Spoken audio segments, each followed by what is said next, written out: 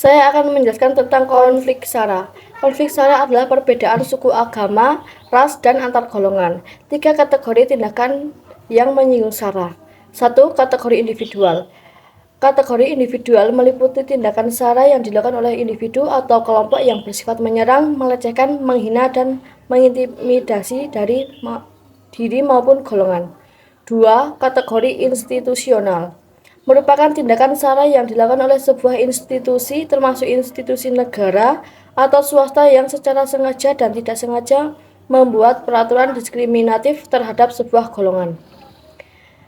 Dan yang ketiga adalah kategori kultural. Kategori yang terakhir ini meliputi penyebaran ide-ide diskriminatif serta mitos yang berhubungan dengan suatu golongan masyarakat. 3. Tindakan kuratif. Kuratif dilakukan sebagai upaya untuk menangani akibat dari konflik SARA. Tindakan menanggulangi ini dapat berupa pendamping bagi korban kekerasan atau diskriminatif, melakukan kerjasama perdamaian, dan sebagainya. Hal ini bertujuan untuk mencegah konflik yang sama terulang kembali. Pencegahan konflik salah satu tindakan preventif atau pencegahan dilakukan sebelum munculnya konflik. Salah satunya adalah dengan memberikan edukasi dan pemahaman mengenai keberagaman suku, budaya, dan agama yang terdapat di Indonesia. Selain itu, bisa juga dilakukan dengan memupuk sikap toleransi, kerjasama, gotong royong, saling menghargai, dan menghormati antar sesama suku, agama, dan bangsa. 2. Tindakan represif. Langkah kedua adalah dengan melakukan tindakan represif. Upaya ini dilakukan menghentikan konflik yang telah terjadi. Salah satunya adalah dengan melakukan pembubaran paksa terhadap kelompok atau institusi yang melakukan tindakan diskriminatif, penangkapan pelaku yang melakukan tindakan tersebut, dan sebagainya. Upaya ini bertujuan untuk menghentikan penyebaran ide-ide negatif dan diskriminatif tentang SARA, sehingga tidak berlanjut ke konflik yang lebih besar. Jika di video sebelumnya sudah membahas tentang konflik SARA, di sini saya akan membahas tentang cara mengatasi radikalisme. Sebelumnya, perkenalkan nama saya Karina Vanessa, nomor 13. Jadi, pada kesempatan kali ini saya akan menjelaskan tentang bagaimana mengatasi radikalisme. Sebelumnya, saya akan membagi beberapa bagian, yaitu yang pertama pengertian, yang kedua ada ciri-ciri, yang ketiga faktor yang membentuk kemunculan radikalisme, yang keempat contoh radikalisme yang ada di Indonesia, dan poin yang akan kita bahas kali ini yaitu cara menangkal atau mengatasi radikalisme. Yang pertama ada pengertian radikalisme.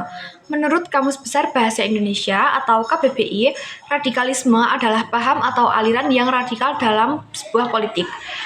Paham atau aliran yang menginginkan perubahan atau pembaharuan sosial dan juga politik dengan cara kekerasan atau sikap ekstrim dalam aliran politik. Sedangkan menurut salah satu ahli yaitu Hafid pada tahun 2020, gerakan radikalisme ini adalah sikap atau semangat yang membawa pada tingkatan yang bertujuan melemahkan dan juga mengubah tatanan yang mapan dengan menggantikan gagasan atau pemahaman baru. Gerakan perubahan ini kadang disertai dengan tindakan kekerasan. Yang kedua, ini ada ciri-ciri radikalisme. Ciri-ciri radikalisme menurut Mas Duki pada tahun 2013, ciri-ciri radikalisme antara lain. Yang pertama, mengeklaim kebenaran tunggal dan menyesatkan kelompok lain yang tidak sependapat.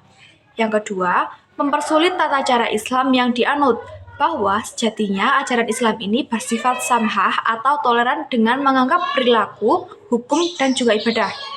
Yang ketiga, bersifat berlebihan dalam menjalankan ritual agama yang tidak pada tempatnya. Yang keempat, mudah berburuk sangka kepada orang lain di luar golongannya yang tidak sepaham. Yang kelima atau yang terakhir yaitu mudah mengafirkan atau memberikan label pada orang atau kelompok yang lain berbeda pendapat. Yang ketiga, itu ada kemunculan radikalisme bisa dipengaruhi oleh beberapa faktor, termasuk ketidakpuasan sosial, ketidakadilan, ketidakstabilan politik, ketidaksetaraan ekonomi, propaganda ekstremis, dan kurangnya pendidikan atau akses terhadap informasi yang seimbang. Selain itu, faktor-faktor seperti diisolasinya sosial, diskriminasi, dan juga konflik identitas dapat memainkan peran penting dalam radikal yang memperkuat ideologi radikal.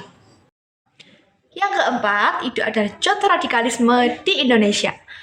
Di Indonesia ini ada beberapa contoh radikalisme yang telah muncul dalam beberapa tahun terakhir. Yang pertama, ada radikalisme agama.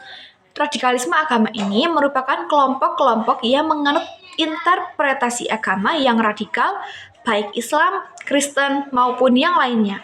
Contoh radikalisme Islam di Indonesia termasuk gerakan seperti Jamaah Islamiyah dan juga ISIS yang telah melakukan serangan teroris di Indonesia. Yang kedua, ada radikalisme politik. Gerakan politik ini yang ekstrim dan juga menentang sistem demokrasi atau menganut ideologi radikal. Contoh-contohnya yaitu kelompok yang mempromosikan ideologi komunis atau anarkisme yang juga ekstrim. Yang ketiga itu radikalisme etnis, yaitu konflik antar etnis yang ekstrim atau gerakan separatis yang menggunakan kekerasan untuk mencapai tujuannya. Contohnya, gerakan separatis di Papua atau gerakan separatis di Aceh yang telah aktif dalam beberapa tahun terakhir. Yang keempat ada radikalisme sosial, yaitu gerakan yang menentang atau menggunakan kekerasan untuk mencapai perubahan sosial yang ekstrim. Contohnya nih, termasuk gerakan anarkis atau kelompok yang menggunakan kekerasan untuk memperjuangkan isu-isu sosial tertentu.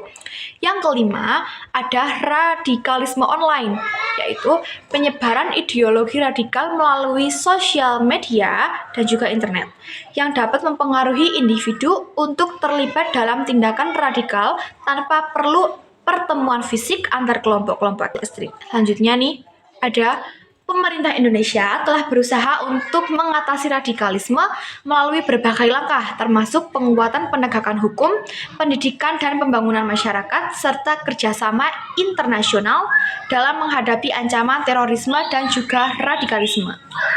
Nah, selanjutnya ini adalah poin penting pada pembahasan kita kali ini, yaitu mengatasi radikalisme. Yang pertama itu ada pendidikan dan kesadaran. Memperkuat pendidikan dan menekankan nilai-nilai pada toleransi, pluralisme, dan juga penghargaan terhadap perbedaan. Kampanye kesadaran masyarakat ini tentang bahayanya radikalisme dengan cara mengidentifikasi serta melawan propaganda radikal juga penting. Yang kedua, ada pemberdayaan masyarakat yang mendorong partisipasi aktif masyarakat dalam pembangunan dialog antar agama maupun antar etnis. Yang ketiga, itu ada penegakan hukum. Penguatan penegakan hukum ini untuk menghadapi ancaman radikalisme, termasuk pengawasan terhadap kelompok radikal, pencegahan rekrutmen, dan penindakan terhadap pelaku tindak kekerasan. Di sini kita akan menjelaskan arti pengangguran. Nah, pengertian pengangguran adalah orang yang tidak mempunyai pekerjaan. Pengertian lainnya, pengangguran adalah sebutan untuk orang yang tidak bekerja sama sekali, sedang mencari kerja, pekerjaan kurang dari 2 hari selama seminggu, atau sedang berusaha mendapatkan pekerjaan yang layak. Kemudian setelah itu, jenis pengangguran berdasarkan sebab. Ciri-cirinya ada 4. Pengangguran struktural, 2. Pengangguran struktural, 3. Pengangguran friksional, 4. Pengangguran teknologi. Dan jenis pengangguran berdasarkan lama waktu kerja.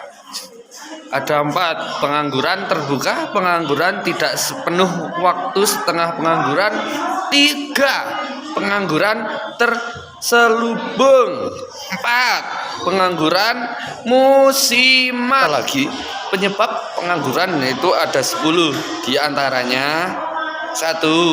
Jumlah tenaga kerja dan jumlah lapangan pekerjaan tidak seimbang. 2. Kemajuan teknologi. 3. Keterampilan dan pengalaman pemohon tidak sesuai kriteria. 4. Kekurangan pendidikan. 5. Kemiskinan. 6. Terjadinya PHK. 7. Tempat tinggal yang jauh. 8. Persaingan pasar global. 9. Kesulitan mencari lowongan kerja. 10.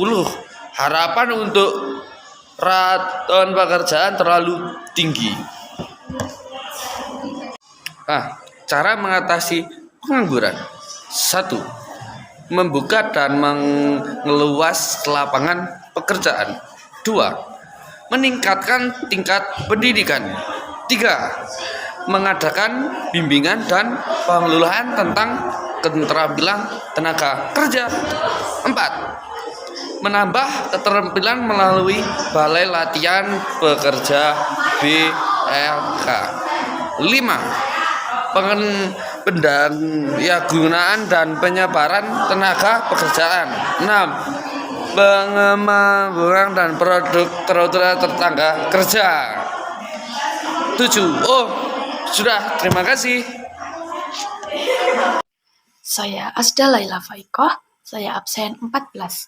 Di sini saya akan menjelaskan tentang ketergantungan terhadap pihak asing.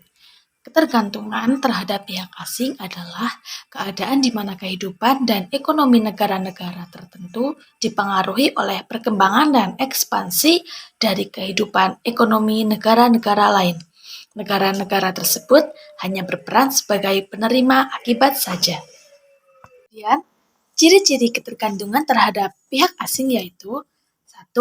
Ketergantungan tentang ekonomi. Yang kedua, ketergantungan tentang politik. Kemudian yang nomor 3, ketergantungan tentang militer. Yang keempat, tentang teknologi. Yang kelima, tentang energi. Keenam, tentang budaya. Ketujuh, tentang pangan. Dan kedelapan, tentang keuangan. Kemudian di sini ada 10 faktor pengaruh tentang ketergantungan terhadap pihak asing. Yang pertama yaitu kondisi ekonomi global. Yang kedua, kondisi politik internasional. Yang ketiga, kebijakan perdagangan global. Keempat, kondisi keuangan global. Yang kelima, inovasi dan teknologi. Yang keenam, perubahan kebijakan pihak asing. Dan ketujuh, ketidakstabilan regional. Kedelapan, perubahan permintaan global. Kesembilan, bencana alam dan kondisi alam. Dan yang terakhir yaitu kebijakan internal. Setelah itu, jika ada faktor pengaruh, pasti selalu ada bagaimana cara mengatasi. Di sini ada 10 cara mengatasi tentang ketergantungan terhadap pihak asing. Yang pertama yaitu diversifikasi ekonomi. Yang kedua yaitu peningkatan produksi dalam negeri. Yang ketiga ada pembangunan sumber daya manusia. Yang keempat ada stimulasi inovasi. Yang kelima ada kebijakan perdagangan dengan baik. Yang keenam ada negosiasi perjanjian bilateral atau regional. Yang ketujuh, ada peningkatan kemampuan produksi. Yang kedelapan, ada pemberdayaan UMKM. Kesembilan, ada kebijakan investasi yang jelas. Kemudian yang terakhir yaitu pembangunan infrastruktur. Sekian penjelasan dari saya. Apabila ada salah kata, mohon dimaafkan. Terima kasih. Wassalamualaikum warahmatullahi wabarakatuh.